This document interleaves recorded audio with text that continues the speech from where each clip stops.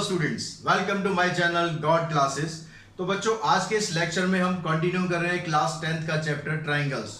जो हमारे पिछले वीडियोस थे उसमें मैंने आपको बीबीडी के बारे में समझाया, ट्रायंगल सिमिलर कब होते हैं, कैसे होते हैं, कैसे आप उसको इजीली सिमिलर प्रूव कर सकते हैं। इस सब के बारे में हम डिटेल में डिस्कस कर चुके हैं। अगर आपने वो वीडियोस नहीं देखे हैं तो वो वीडियोस आप जरूर देखें। उसको देखने के बाद जब आप ये वाला लेक्चर देखेंगे तो डेफिनेटली आपको बेटर समझ में आ पाएगा।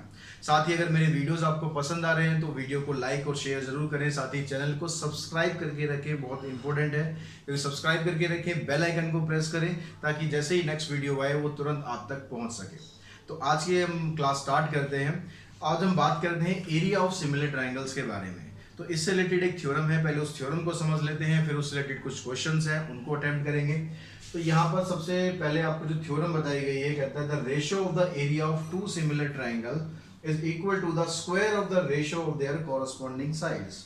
मतलब ये कहता है कि अगर दो ट्रायंगल आपके पास सिमिलर हैं तो उसके एरिया की रेशियो उसके साइड के स्क्वायर की रेशियो के बराबर होगी।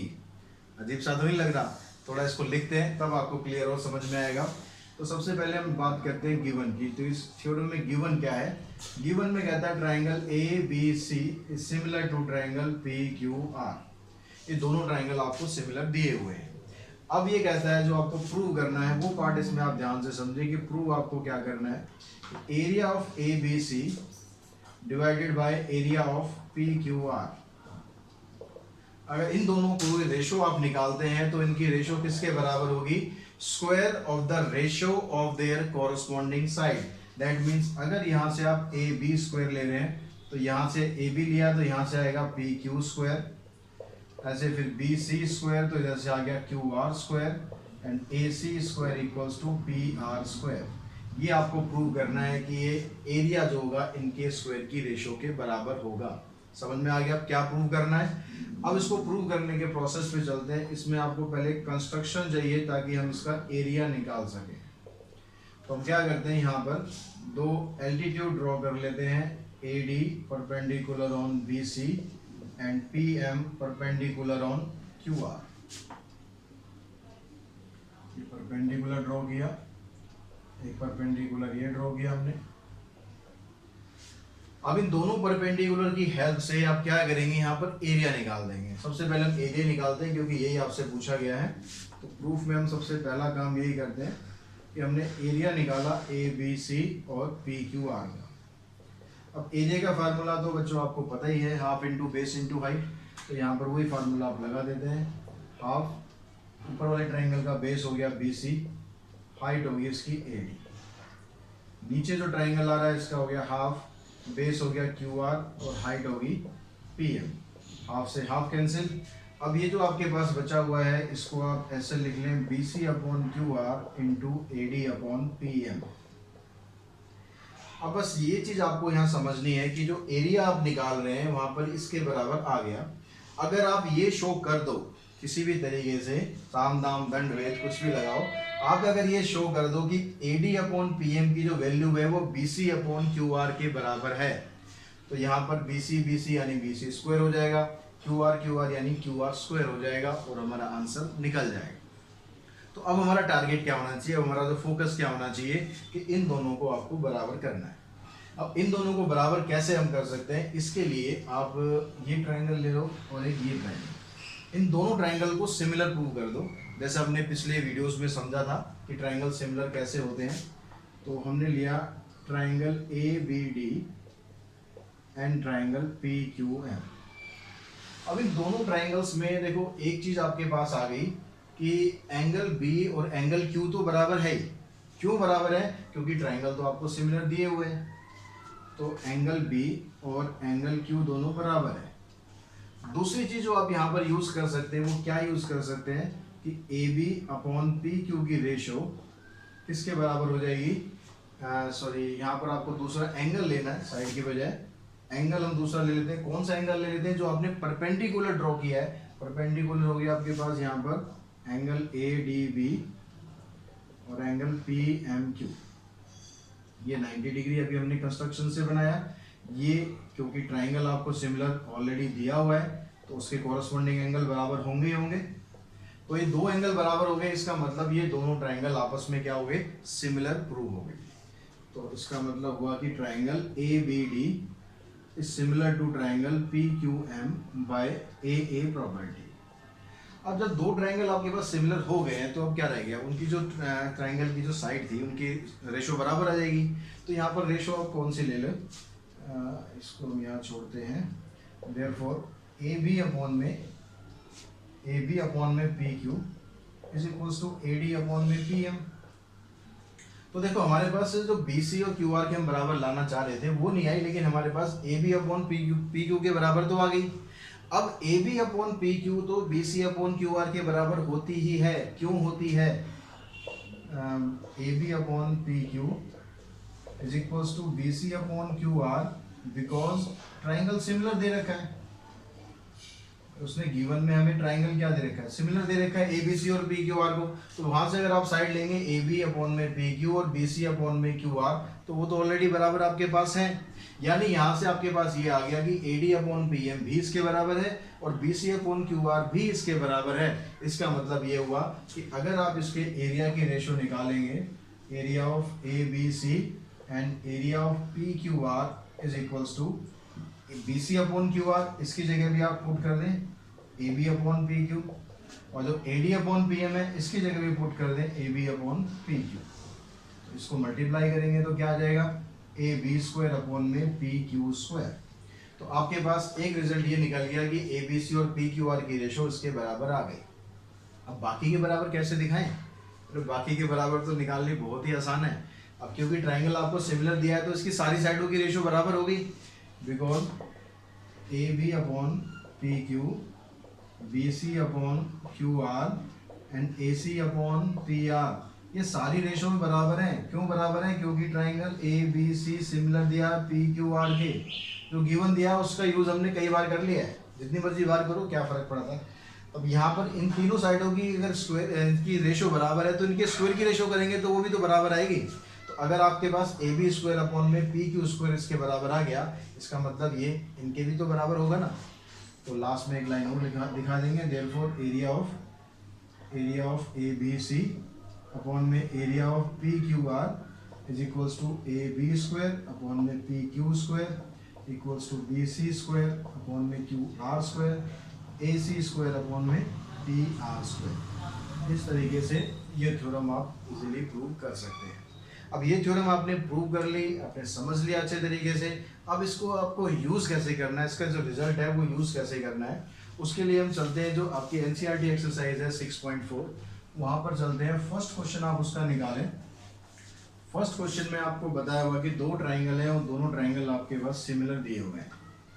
तो हम एक्सरसाइज 6.4 की बात कर रहे हैं। क्वेश्चन नंबर फर्स्ट, इसमें कहता है आपको the triangle A B C and triangle D E F, ये दोनों सिमिलर है। तो जो जो चीज़ गिवन है क्वेश्चन में हम लिख लेते हैं, triangle A B C similar to triangle D E F. और क्या दिया हुआ है, जितनी भी गिवन चीजें हैं सारी की सारी आपने एक जगह इकट्ठी करके लिख लो, और उनका जो एरिया है वो भी आपको दिया हुआ है। Area of A B C equals to 64 centimetre square, area of D E F equals to 121 centimetre square, and E F equals to 15.4 centimetre. Find करना है आपको यहाँ पर बी सी, ये आपको फाइंड करना। अब देखो इसने आपको एक चीज दे दी कि ट्राइंगल सिमिलर है, ट्राइंगल भी सिमिलर है और एरिया के बारे में बात कर रहा है, यानी आपको थ्योरम यूज करनी है। तो आप यहाँ सॉल्यूशन में दिखाओ कि because triangle A B C similar to D E F, ठीक है, ये तो गिवन ही है। अगर ये ट्राइंगल आपस में सिमिलर है दैट मीन्स इनके एरिया की जो रेशो आएगी, area of A B C upon में area of D E F, इनकी कॉरस्पॉन्डिंग साइड के स्क्वायर की रेशो के बराबर आ गई।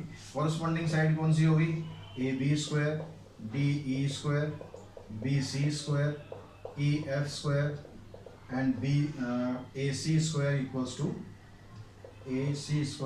To D F square. अब यहाँ पर देखो एक चीज आपको समझनी है, जब आप सॉल्यूशन करोगे किसी भी क्वेश्चन का तो इन चारों को लेके इकट्ठे कोई तुक नहीं है, ठीक है। ये इसके बराबर है, ये इसके बराबर है, ये इसके बराबर है, इन चारों आपस में तो बराबर हैं। तो तो आपको इसमें से यूज कौन से करने हैं, किससे आपको क्वेश्चन सॉल्व करना है, उसके लिए आप क्वेश्चन में देखो क्या आपको दिया है, क्या पूछा है। आपको देखो EF की वैल्यू दी है और BC की वैल्यू निकालनी है। तो BC और EF आपका आ रहा है यहाँ पर, तो हमें इसको यूज करने की जरूरत नहीं है, इसको यूज करने की जरूरत नहीं है। यानी आपको सिर्फ इतना बताना है कि ट्राइंगल ABC और DEF अगर सिमिलर हैं तो उनके जो एरिया की रेशो है वो BC स्क्वायर इक्वल्स टू और BC स्क्वायर अपॉन में EF स्क्वायर के बराबर है। तो मतलब कहने का बस यही है कि आपको चारों साइडों को, तीनों साइडों को लिखने की जरूरत नहीं है, जिसको आपको यूज करना है बस उसको आप दिखा दो। अब यहाँ पर एरिया ऑफ ABC आपको दिया हुआ है 64, DEF दिया हुआ है 121, ये आ गया 15.4, BC तो फाइंड करना है, BC फाइंड करना है और ये आ गया 15.4। अब देखो एक तरीका आपके पास ये है कि आप इसका स्क्वायर करो, उसको मल्टीप्लाई करो, उसको सिंप्लीफाई करके स्क्वायर रूट कर दो, फिर आंसर निकलेगा। या आप ऐसा कर सकते हो, पहले सबका स्क्वायर रूट कर दो, उससे थोड़ा आपका जो सॉल्यूशन है छोटा हो जाएगा। अब 64 का अगर स्क्वायर रूट करते हैं तो ये तो बन गया 8, 121 का हो गया 11, इसका स्क्वायर रूट करेंगे आ गया BC, इसका स्क्वायर रूट करेंगे आ गया 15.4। दोनों तरफ क्या किया आपने, स्क्वायर रूट कर दिया, स्क्वायर को हटाई दिया, काम ही खत्म कर दिया उसका। अब 15.4 को आप इस साइड लेकर आओ, 8 इंटू में 15.4 अपॉन में 11 इक्वल्स टू BC, इसको हमने काट दिया और BC की वैल्यू आ जाएगी 11.2 सेंटीमीटर। ठीक है, बहुत सिंपल क्वेश्चन है। बिल्कुल इसी बेस पर आपको नेक्स्ट क्वेश्चन करना है। वहां पे कहता है diagonal of trapezium ABCD। Second question में क्या कह रहा है, आपको एक ट्रेपीजियम दे दिया है, क्वेश्चन नंबर 2, ट्रेपीजियम ABCD, ये ट्रेपीजियम बना दिया आपने। अब इसमें साइड क्या क्या दिए हैं, AB और DC दोनों आपस में पैरेलल दिए हैं, और ये बोलता है कि जो AB है वो CD की डबल है। AB आप इधर ले लें और CD, AB को नीचे ले लो आप, क्योंकि AB कह रहा है CD की डबल है, तो AB की वैल्यू ज़्यादा हो जाएगी। यानी बाकी वैसे आप कहीं भी ले लो, आंसर सबसे निकल जाना है आपका। इसके जो डायगोनल है एक दूसरे को O पर इंटरसेक्ट कर रहे हैं, डायगोनल O पर इंटरसेक्ट कर रहे हैं। अब कहता है find the ratio of the area of triangle AOB and triangle COD। AOB जो ट्रायंगल आपका बन रहा है, ये वाला और ये वाला, इन दोनों ट्रायंगल के एरिया की रेशियो पूछ रहा है आपसे। तो अगर यहाँ पर ट्रायंगल की रेशियो पूछ रहा है, यानी ट्रायंगल आपको सिमिलर करने की कोशिश करनी है, या उसका एरिया निकल जाए half into base into height से, तो half into base into height का तो यहाँ कोई सीन अभी बन नहीं रहा, तो हम क्या करते हैं, इन दोनों ट्रायंगल को सिमिलर कर सकते हैं। ये सिमिलर हमारे हो सकते हैं क्योंकि ये दोनों लाइन आपको आपस में पैरेलल दी हुई है। तो क्वेश्चन में जो गिवन है वो क्या है कि ABCD एक ट्रेपीजियम है। ये गिवन लिखने का फार्मूला ये होता है, और फायदा ये होता है कि सब चीज़ें आपके सामने यहीं पर होती हैं, आपको क्वेश्चन को बार बार नहीं देखना कि क्वेश्चन में क्या क्या दिया, आपने सब कुछ इकट्ठा करके लिख लिया। ये ट्रेपीजियम है, इसमें AB और CD दोनों आपस में पैरेलल हैं, और AB की जो वैल्यू है वो ट्वाइस ऑफ CD के बराबर है। अब आपको क्या करना है, फाइंड क्या करना है, इनकी जो रेशो है वो फाइंड करनी है, area of AOB and area of COD। अब इन दोनों की एरिया की रेशो हम फाइंड करते हैं। इसके लिए क्या करते हैं, पहले इन दोनों ट्रायंगल को आपको क्या करना है, सीधा इन रेशो मत निकालने बैठ जाना, पहले इन दोनों ट्रायंगल को आपको सिमिलर प्रूव करना है। अब इसको सिमिलर करने के लिए क्या क्या आपके पास है, देखो ये दोनों लाइन आपस में पैरेलल है, because AB parallels to CD। अगर ये दोनों लाइन पैरेलल है तो यहाँ पर ये वाला एंगल और ये वाला एंगल इक्वल हो जाएगा, क्योंकि क्या है, दोनों के दोनों ऑल्टरनेट इंटीरियर एंगल है। एंगल 1 और एंगल 2 बराबर हो गए ऑल्टरनेट इंटीरियर एंगल। सेम अगर आप यहाँ से देखो कि एंगल 3 और एंगल 4 ये भी तो बराबर है, ये भी ऑल्टरनेट इंटीरियर है, तो दो एंगल बराबर हो गए, दो एंगल बराबर हो गए, यानी ट्राइंगल हो गया आपका यहाँ पर सिमिलर। तो triangle AOB similar to triangle COD by AA condition. जब दो ट्राइंगल आपस में सिमिलर होते हैं तो उसके एरिया की जो रेशो होती है, area of AOB area of COD किसके बराबर हो गया, इसकी कॉरस्पॉन्डिंग साइड के स्क्वायर की रेशो के बराबर। अब कॉरस्पॉन्डिंग साइड आपको कौन सी लेनी है, यहाँ पर देखो AOB ले सकते हो, AB भी ले सकते हो, OB भी ले सकते हो। तो आपको लेनी है यहाँ पर AB, क्योंकि AB और CD के बारे में आपको यहाँ पर दिया हुआ है। तो AB स्क्वायर अपॉन में CD स्क्वायर। अब यहाँ से ए बी की जो वैल्यू है वो दे दी है यहाँ पर ट्वाइस ऑफ सी डी, तो ए बी की जगह आप पुट कर दो, ए बी की जगह आ गया ट्वाइस ऑफ सी डी, इसका स्क्वायर किया तो ये आ गया 4 सी डी स्क्वायर अपॉन में सी डी स्क्वायर, ये कैंसिल किया तो इसकी जो रेशो आ गई वो रेशो आ गई 4:1। तो जो नेक्स्ट क्वेश्चन आपको दिया है इसमें कहता है triangle ABC and DBC are two triangles on the same base BC, बस ये दिया हुआ है। अब जो पिछला क्वेश्चन आपने किया था उसकी तरह मत समझ लेना कि ये उसकी तरह है, उसमें क्या दिया था आपको, ट्रेपीजियम दिया हुआ था, ये पूरी फिगर जो थी ट्रेपीजियम थी। यहाँ पर ऐसा कुछ नहीं है, यहाँ पर बस कह रहा है कि एबीसी और डीबीसी दो ट्राइंगल है जिसका बेस सेम है बीसी, तो इसलिए इसमें जो पिछले क्वेश्चन में आपने किया था सिमिलर प्रूफ वैसे आप नहीं कर सकते। तो इसका मतलब अब हम इसको एरिया की वैल्यू कैसे निकाल सकते हैं, तो इसके लिए आपको एक कंस्ट्रक्शन कर लेनी चाहिए। यहाँ पर आपको परपेंडिकुलर ड्रॉ करने हैं, draw A M perpendicular on B C and D N perpendicular also on B C. एक हमने परपेंडिकुलर ड्रॉ कर लिया यहाँ से ए एम, एक परपेंडिकुलर यहाँ से आ गया डी एन। अब जब परपेंडिकुलर आपने ड्रॉ कर लिया तब आप इसके एरिया की वैल्यू निकाल सकते हो। तो एरिया की वैल्यू निकालते हैं, क्या आती है देखते हैं, area of A B C upon में area of D B C. तो ए बी सी की वैल्यू आप निकालते हैं तो आ गया हाफ। अगर बेस आप लेंगे, देखिए ए बी सी ये ट्राइंगल बन रहा है, ए बी सी ये पूरा ट्राइंगल ऊपर की तरफ जो बन रहा है इसमें ये बेस आ गया आपका बी सी और हाइट आ गई है ए एम, तो हाफ इंटू में बेस इंटू हाइट। और जो डिनोमिनेटर है इसमें भी जो आपका बेस है वो तो BC रहेगा, triangle B D C, base इसमें भी BC है, हाइट चेंज होगी, इसमें हाइट क्या आ गई DN आ गई। तो यहाँ पर हमने ये प्रूव किया, ये कैंसिल हो गया, तो ये बराबर आ गया AM अपॉन DN। अब जो प्रूफ है आपका उसमें इसी एरिया की रेशो आपसे पूछी गई है A अपॉन DO के बराबर, यानी यहाँ से अब आपके पास क्या क्लियर हो गया कि आपको AM अपॉन DN को प्रूव करना है AO अपॉन DO के बराबर। तो यहाँ पर देखो AO अपॉन DO और AM अपॉन में DN, ये इस ट्राइंगल में आ रहे हैं, यहाँ से ये ट्राइंगल और ये ट्राइंगल, यानी इन दोनों ट्राइंगल को अगर आप सिमिलर कर देते हो तो फिर आपका रिजल्ट आ गया। तो ट्राइंगल को सिमिलर करना कोई मुश्किल बात है नहीं, बड़ी आसान सी चीज़ दे रखी है आपको यहाँ पर, triangle AOM and triangle DON, don, ठीक है, अमिताभ बच्चन की फिल्म थी डॉन। तो यहाँ पर देखो इनको आपको सिमिलर प्रूव करना है, सिमिलर प्रूव करेंगे तो एंगल AMO और ट्राइंगल DNO दोनों 90 के एंगल है। दूसरा एंगल आपका कौन सा मिल गया यहाँ पर, ये वाला एंगल वर्टिकली अपोजिट, ये तो सदाबहार एंगल है, एवरग्रीन एंगल है, हमेशा बराबर होगा, जब भी दो लाइन क्रॉस करेंगी तो वर्टिकली अपोजिट एंगल बराबर होगा। तो एंगल AOM और angle don vertically opposite angle. अब ये ट्राइंगल हो गया आपका सिमिलर।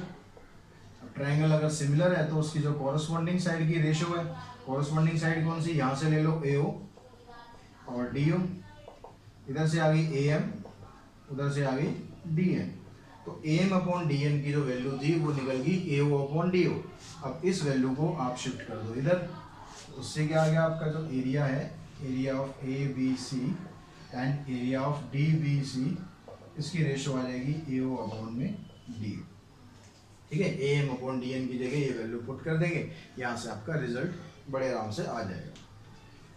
तो आई थिंक यहाँ तक आपको समझ में आ गया होगा। क्वेश्चन नंबर 4 की बात करते हैं, बड़ा ही इंपॉर्टेंट क्वेश्चन है।